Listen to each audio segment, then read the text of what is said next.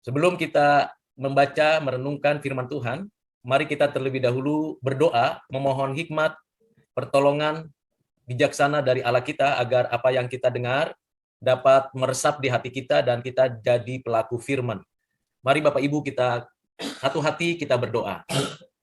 Bapa di surga, di dalam nama Tuhan Yesus, sungguh kami bersyukur karena Engkau selalu setia menopang kami. Di tengah kehidupan kami yang berhadapan-hadapan dengan kesulitan dan kesusahan di muka bumi ini. Engkau tidak pernah membiarkan kami sendirian dan tidak pernah meninggalkan kami. Engkau setia menyertai kami dalam setiap aktivitas kami. Kami sungguh bersyukur mengenal Engkau yang telah menyatakan diri kepada kami. Kami sungguh bersyukur firman-Mu menjadikan diri kami mengerti akan kehendak-Mu dalam hidup kami. Firman-Mu yang hidup dan yang menghidupkan kami. Pelita bagi kaki kami, terang bagi jalan kami. Hari ini kembali kami mau membaca, merenungkan, dan merefleksikan firman-Mu. Kiranya Roh Kudus memberikan kepada kami pencerahan dan hikmat dari Engkau ya Tuhan Yesus, agar kehidupan kami boleh terus diperkenan oleh-Mu dan kami menghasilkan buah seturut dengan kehendak-Mu. Berkati sertai pemberitaan firman-Mu, penjelasannya, dan ulasannya oleh hamba-Mu. Kiranya perkataan dari-Mu saja yang boleh melekat dan meresap di hati kami. Terima kasih Bapa. Di dalam nama-Mu Tuhan Yesus, kami berdoa, kami bersyukur. Amin.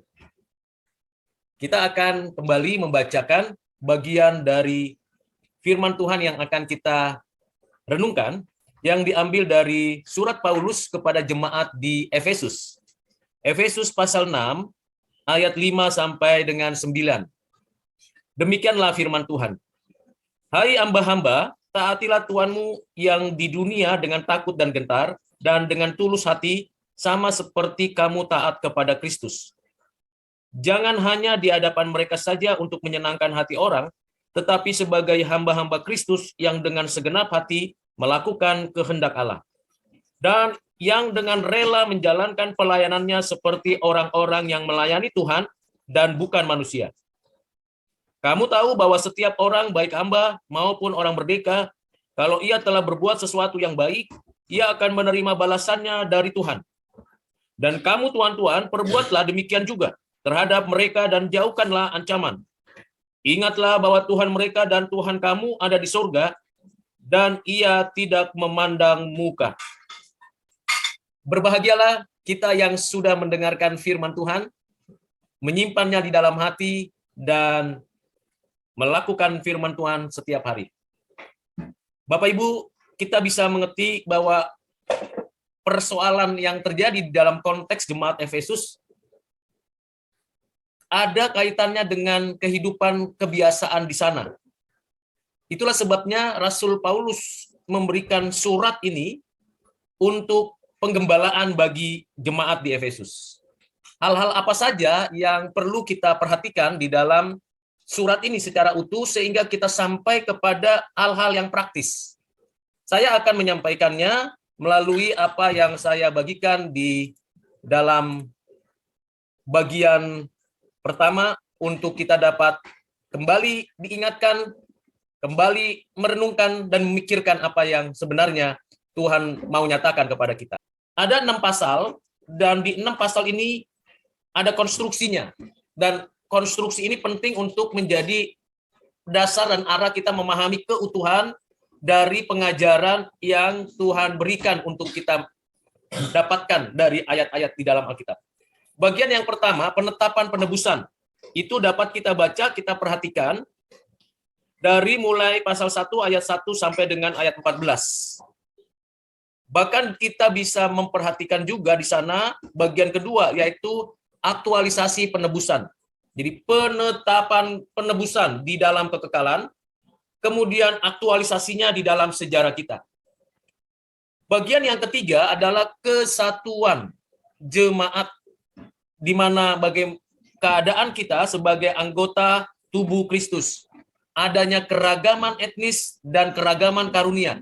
Semuanya disatukan di dalam Kristus yang adalah penebus, mediator satu-satunya bagi kita. Bagian yang keempat yang kita bisa perhatikan mulai dari pasal yang kelima mengenai hubungan di dalam kasih yang tentunya itu berkaitan dengan penetapan penebusan, aktualisasi penebusan, dan kesatuan jemaat. Hubungan apa saja yang dijelaskan di dalam surat Efesus? Hubungan suami dan istri, hubungan bapa dan anak, dan hubungan tuan dan hamba. Dan yang terakhir, kita bisa membaca nantinya ada peperangan rohani yang harusnya kita hidup sebagai orang-orang yang menang di dalam peperangan rohani melawan kuasa kegelapan, melawan dunia ini dan keberdosaan kita. Nah, konstruksi biblika dalam Efesus ini menjadi dasar dan arah untuk kita mengerti keutuhannya. Jadi kita yang membaca firman Tuhan ini, jemaat yang mula-mula membaca firman Tuhan ini menyadari betul bahwa dirinya sudah ditetapkan di dalam kekekalan, dirinya sudah menerima penebusan, jaminan keselamatan, dan hidup yang baru, dan dirinya menyadari bahwa bagian dari anggota tubuh Kristus, sekalipun berbeda etnis, bukan orang Yahudi saja, tapi non-Yahudi juga disatukan, dan dirinya menyadari bahwa hidupnya dikaruniakan beragam pelayanan, beragam jabatan, yang diberikan oleh Allah untuk kesatuan jemaat. Dalam konteks seperti itu, maka terbangunlah sebuah hubungan yang baik. Namun, kita tahu bahwa ternyata ada masalah di dalam jemaat Efesus. Masalah apa? Masalah hubungan. Dan ini sangat esensial di dalam kesatuan jemaat. Seharusnya tidak boleh terjadi seperti itu, seharusnya kita tidak meniru orang-orang dunia, dan kita seharusnya punya hubungan yang baik, yang benar, yang ada di dalam Kristus. Karena kita adalah sama-sama orang yang ditebus, sama-sama anggota tubuh Kristus, sama-sama disatukan dan menikmati kasih agape yang Tuhan karuniakan. Persoalan yang pertama adalah persoalan suami dan istri. Yang mana suami lebih berotoritas dan otoriter. Istri seperti tidak dipedulikan, tidak diperhatikan. Akibatnya istri punya respon yang negatif juga terhadap suaminya. Nah, ini harus dipulihkan hubungan suami istri ini. Harus diperbaharui. Karena sama-sama anggota tubuh Kristus. Sama-sama milik Kristus. Sama-sama ditebus Kristus. Demikian juga hubungan bapa dan anak. Seharusnya bapa menjadi panutan, teladan, contoh kepada anak-anaknya. Dan anak-anak seharusnya menghormati orang tuanya, bapaknya sebagai wakil Kristus. Nah, ini kalau terjadi kekacauan, maka perlu dipulihkan, perlu diperbaiki. Paulus memberi nasihat. Dan terakhir adalah masalah hubungan tuan dan hamba. Bagaimana hubungan orang-orang Kristen, orang-orang percaya di dalam konteks jemaat Efesus, kaitannya dengan tuan dan hamba. Sama-sama mereka adalah orang percaya. Sama-sama mereka adalah orang-orang yang menerima keselamatan. Tetapi hubungan tuan dan hamba di dalam konteks orang percaya tidak boleh sama dengan orang-orang yang tidak percaya. Harus ada perbedaan kualitas dan harus ada perbedaan cara menyampaikan atau mengerjakan tugas tanggung jawabnya. Dalam kondisi seperti itulah Rasul Paulus memberikan nasihat-nasihat yang praktis. Nasihat-nasihat yang sebenarnya harusnya jemaat sudah mengerti dengan baik. Namun, tetap saja selalu ada yang kurang, yang belum dikerjakan. Itu sebabnya Rasul Paulus mengingatkan 3 hubungan yang esensial di dalam kehidupan orang percaya di jemaat Efesus. Dan apa manfaatnya kita belajar ini, mengerti ini, untuk kita jalankan di dalam kehidupan kita? Tentunya karena kita tahu pergumulan yang sama juga ada di dalam kehidupan keluarga kita, hubungan suami dan istri, pasangan, hubungan bapak dan anak, orang tua anak, hubungan antara pemilik modal atau pengusaha atau orang yang menjadi pimpinan kita dengan kita yang bekerja dan seterusnya. Ini selalu ada di dalam kehidupan manusia di dunia ini. Nah, kita bisa masuk ke dalam bagian yang lebih khusus lagi dari bacaan kita, Efesus pasal 6, ayat 5 sampai dengan ayat 9. Di dalam pembacaan kita, dari hubungan tersebut, paling tidak ada 4 prinsip. 4 prinsip ini harusnya kita terima dengan penuh keyakinan bahwa kita akan mengerjakannya. Yang pertama, tunduk dan taat kepada Kristus. Ini bagian yang penting. Jadi hal yang pertama di dalam hubungan kita dengan Kristus adalah tunduk dan taat. Kalau kita sudah tunduk dan taat kepada Kristus, maka itu berdampak pada hubungan kita dengan pasangan, dengan keturunan, dan dengan orang tua, dan dengan atasan, pimpinan, dan dengan bawahan, kolega, teman sekerja. Mengapa? Karena ketika kita tunduk dan taat kepada Kristus, berarti di sana pasti kita mengerjakan seperti yang Kristus kerjakan, yaitu aktif melakukan pelayanan-pelayanan dengan benar, aktif mengerjakan segala sesuatu dengan penuh cinta kasih yang dari Tuhan. Seperti Kristus tunduk dan taat kepada Bapa yang mengutusnya, mengerjakan seluruh pelayanan sampai akhirnya mati di atas kayu salib dan menyatakan kehidupannya yang bermakna. Ini yang pertama.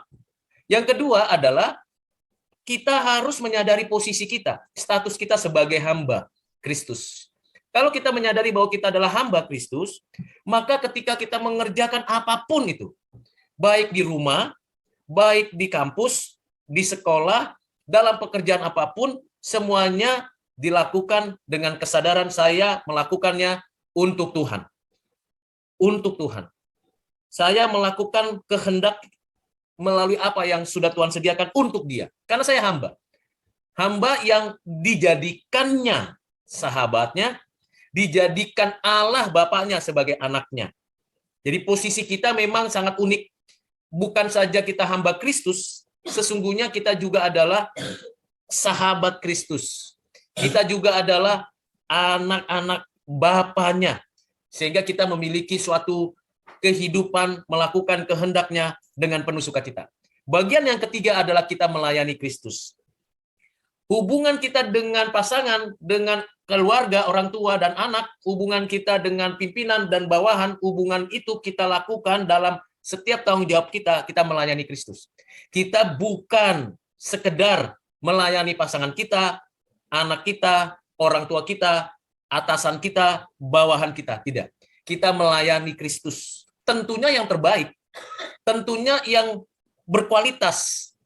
Sehingga kita tidak main-main di sana. Kalau melayani raja di atas segala raja, berarti kita mempersembahkan yang terbaik.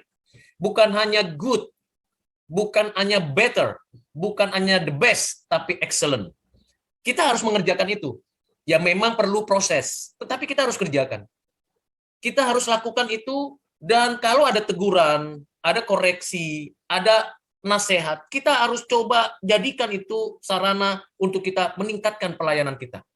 Pelayanan kita kepada Kristus terlihat, terwujud dari pelayanan kita kepada pasangan kita, orang tua, anak, pimpinan, bawahan. Adalah tidak tepat kalau kita mengatakan saya melayani Tuhan, tapi hubungan dengan pasangan, hubungan dengan keturunan keluarga dan orang tua, hubungan dengan pimpinan, bawahan itu tidak sesuai dengan kasih dan kebenaran, lalu dia mengatakan saya adalah orang yang melayani Kristus, maka itu adalah ketidakbenaran. Kenapa? Karena itu aktualisasi dari hubungan di dalam Kristus. Kalau di gereja sudah dijelaskan Rasul Paulus di dalam pasal-pasal sebelumnya, bagaimana menghargai, memanfaatkan karunia-karunia yang dikaruniakan Kristus untuk pelayanan. Bagaimana orang-orang percaya itu menghargai dan mengakui jabatan-jabatan yang dikaruniakan oleh Kristus untuk memperlengkapi jemaat. Tetapi itu tidak cukup membuktikan bahwa kita memiliki hubungan yang baik, yang benar di dalam Kristus. Aktualisasinya dalam 3 hubungan tadi. Dan yang keempat adalah hanya ada satu Tuhan. Jadi kalau kita berbicara tentang hanya ada satu Tuhan, maka baik itu pasangan, baik itu orang tua dan anak, majikan atau hamba, sama-sama punya fokus untuk menyembah satu Tuhan. Hanya satu fokus, yaitu Tuhan Yesus. Tidak ada yang lain. Namun, kita harus melihat konteksnya. Ini secara ontologis, secara konsep prinsip kita pegang. Kita simpan dulu. Kita renung-renungkan bagian ini. Tunduk sebagai hamba yang melayani kepada satu Tuhan. Mari kita lanjutkan bagian ini untuk kita lebih menyadari bagaimana posisi kita. Ada terminologi yang perlu saya sampaikan untuk kita renungkan, yaitu ordo dan order. Ada urutan, ada otoritas, dan ada order yang perlu kita terapkan di dalam kehidupan kita. Ordonya dan ordernya jelas di dalam surat-surat yang dinyatakan oleh Paulus. Salah satu adalah surat Efesus ini. Tuhan Yesus, Sang Mediator, Penebus, Kepala, dan Tuhan. Ini ordo tertinggi. Ini otoritas tertinggi yang memiliki gereja sebagai mediator, penebus, kepala, dan Tuhan atas gerejanya. Kitalah gerejanya. Siapa apa isinya atau siapa yang ada di dalam gereja?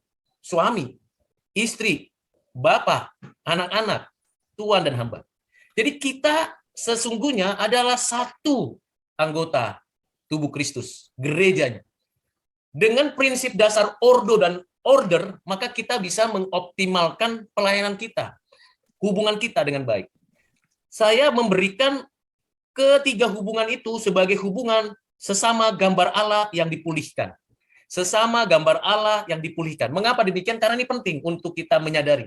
Kita sama-sama sedang bertumbuh dan mengalami pemulihan hubungan. Hubungan suami istri, bapak dan anak, tuan dan hamba. Tidak ada yang sempurna, tetapi kita terus berjuang menetapkan hati bahwa kita, orang-orang percaya adalah umatnya. Yang tunduk kepada Kristus, yang menyatakan kasihnya kepada kita. Dialah yang menjadikan kita anak-anak Allah, dialah yang menebus kita menjadi milik kepunyaan Allah, dialah kepala kita yang memimpin kita sampai kepada kesudahannya, dan dia adalah Tuhan sebagai pusat dari kehidupan kita. Nah, kalau ini sudah kita terima, ordo dan ordernya, maka sangat mudah sekali untuk melakukan tanggung jawab dalam hubungan, khususnya dalam hubungan Tuhan dan hamba. Pertama, tiap-tiap posisi, entah itu kita sebagai tuan, sebagai atasan, sebagai pimpinan, dan kita sebagai bawahan, sebagai orang yang berada di bawah otoritas seseorang atau otoritas satu sistem, maka yang pertama tanggung jawab kita apa? Pertama, melakukan apa yang benar dengan komitmen memuliakan Allah. Ini. Jadi kalau saya mengajar, kalau saya menyampaikan firman, kalau saya itu memeriksa tugas-tugas mahasiswa, kalau saya memberitakan Injil, kalau saya bekerja di rumah, bekerja di kantor, kalau saya mendapatkan sesuatu dari apa yang saya kerjakan, maka saya punya tanggung jawab bahwa apa yang saya lakukan itu adalah melakukan apa yang benar dengan komitmen untuk memuliakan Allah. Sederhana sekali, tapi seringkali kita bergeser. Yang penting saya dapat uang, yang penting saya tetap di posisi jabatan saya sekarang, yang penting wajah saya populer, yang penting saya dapatkan pujian dari orang lain. Maka semua cara dunia itu menjadi cara yang tidak disukai oleh Tuhan. Maka kita harus penuh tanggung jawab, melakukan apa yang benar dengan komitmen memuliakan Allah. Yang kedua, Bapak Ibu, adalah memandang diri mereka sendiri sebagai hamba Kristus. Jadi memandang orang lain itu, entah itu pasangan kita, entah itu anak-anak kita, entah itu orang tua kita, entah itu atasan kita, entah itu bawahan kita, pandanglah mereka sebagai hamba Kristus yang sedang melakukan kehendak Allah. Dan jiwa mereka dengan sepenuh hati. Jadi memandang mereka, oh ya dia hamba Kristus. Oh ya dia itu adalah orang-orang sedang melakukan kehendak Allah. Jadi perspektif kita terhadap orang lain, pasangan, keturunan, orang tua, tuan, hamba, itu perspektifnya mereka juga hamba Kristus sama seperti saya.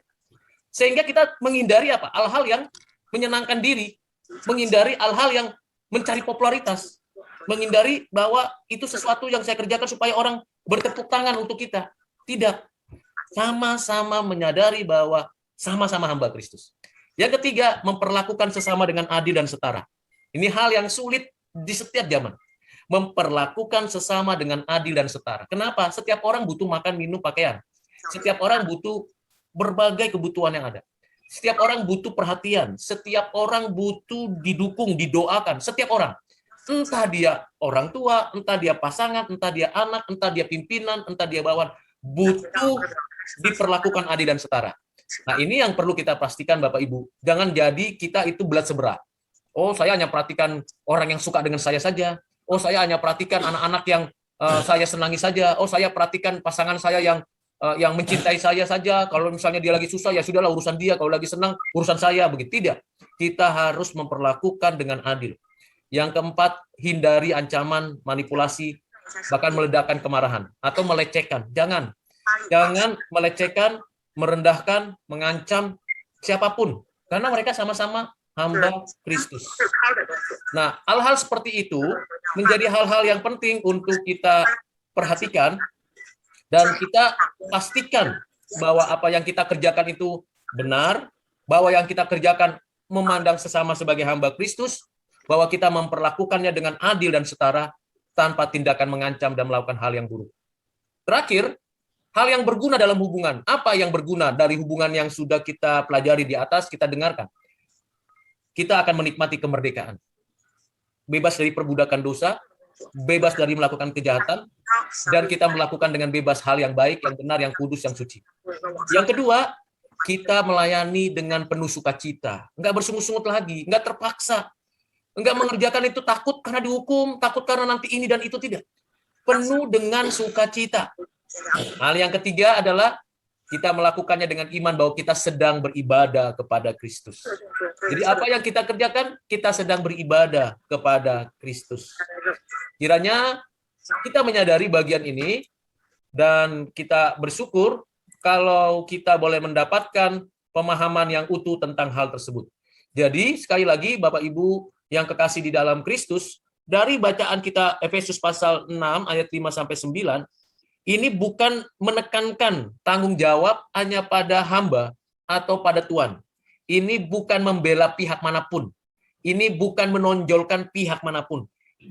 Kalau kita baca utuh, maka kita tahu ini adalah nasihat Paulus untuk jemaat di Efesus agar kembali pulih hubungannya dengan Kristus, dan dalam pemulihan hubungan dengan Kristus, tahu betul akan ketetapan Allah, penebusan, aktualisasinya, dan bagaimana mewujudkan itu dalam hubungan sesama, hubungan terhadap pasangan, terhadap keturunan, terhadap orang-orang yang ada di sekitar kita dalam dunia kerja.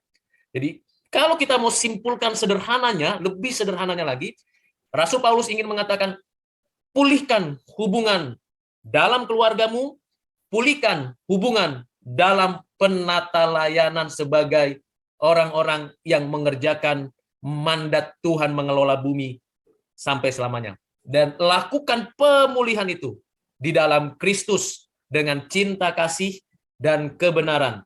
Sehingga nama Tuhan dimuliakan dan hidup kita menjadi berkat bagi banyak orang.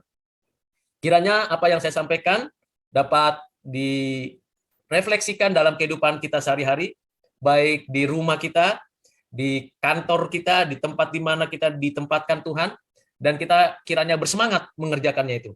Jangan mundur, setiap masalah yang terjadi, problem yang terjadi selalu ada solusi, dan solusi yang terbaik adalah kembali berpusatkan hidupnya kepada Kristus. Pandanglah kepada Kristus yang sudah mati, bangkit, duduk di sebelah kanan Allah Bapa dan yang akan datang. Pandanglah kepada Dia yang setia, menolong menyertai kita sebagai kepala, dan kita adalah tubuhnya. Kiranya kita semakin diberkati dan disertai Tuhan. Amin. Mari kita berdoa.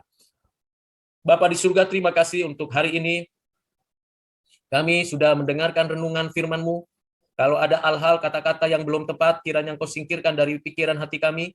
Kalau firman-Mu yang sudah hamba ulas itu berkenan di hati-Mu, dan itu adalah kebenaran, kiranya Engkau ukir dalam hati kami dan bermanfaat bagi kami. Terima kasih Bapa, di dalam nama-Mu Tuhan Yesus kami berdoa, kami bersyukur. Amin.